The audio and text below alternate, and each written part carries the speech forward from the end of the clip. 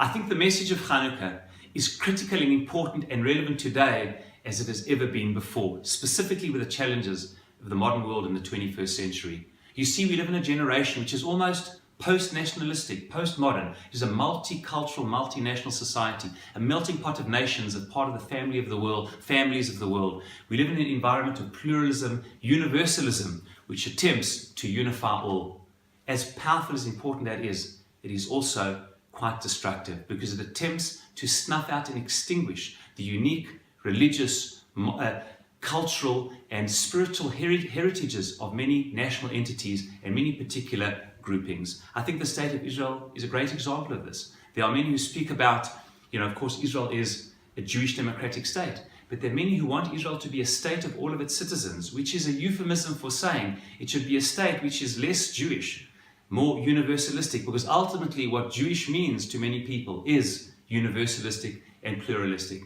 As important as Tikkun Olam is, and it is very important, it is indeed in our language Shabbat prayer that we say a number of times a day, every day, the universal utopian vision for humanity is part of the Jewish mission, the Jewish vision, but it's not to the exclusion of our unique history as a historic community with our fate and destiny as a people and the incredible values of our religious, cultural values that the Jewish people engage in. In fact, that is exactly what the danger of Antiochus and the Hellenists were at the time. They had a vision for all of humanity, and for the Jewish people to say, you can be Jews, you can live in Judea. We're not here to kill anybody. We're not like Haman, which came to destroy the very physical existence of the Jewish people, just like in the time of the Nazis only 70 years ago, Rahman Islam. You can live as Jews in Judea, but you must be Hellenistic Jews. You must be universalistic Jews. You must be Jews who subscribe and ascribe to one Hellenistic worldview. Celebrate with us in our general way and not with your particular values. That is why Antiochus said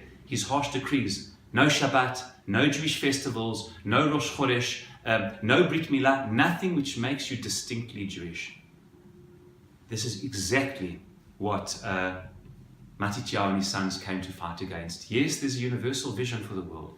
Absolutely there is, and we have to light the flame and candle that universal vision. But it is never to extinguish the unique voice of the Jewish people, their value system and our religious heritage. In fact, says the great Maharal of Prague in Ner Mitzvah, it is for that reason why the focal point of the rabbis of Chanukah is not the military victory, as incredible as it was, and which we thank Hashem for in the Hanissim prayer. But the rabbis have placed the emphasis on the lighting of the candles, the oil which burned for 7 days. Why, says the Maharal? It wasn't such an impressive miracle. There are much greater and more necessary miracles than that. And he answers in his book Ner Mitzvah because he says, because the candles and the oil burning represent the spirit. As it says in Mishlei Proverbs, Ki ner mitzvah v'torah or, every mitzvah, every value of living out our Jewish destiny in the world is a ner, is a candle, and the Torah in its entirety is a flame.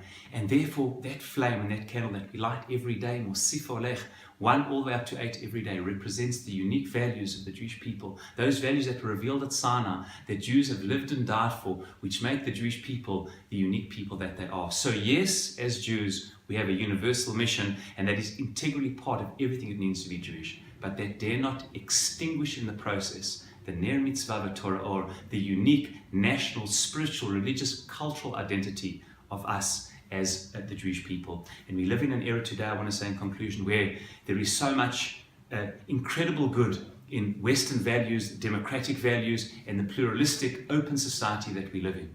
But there's also a danger.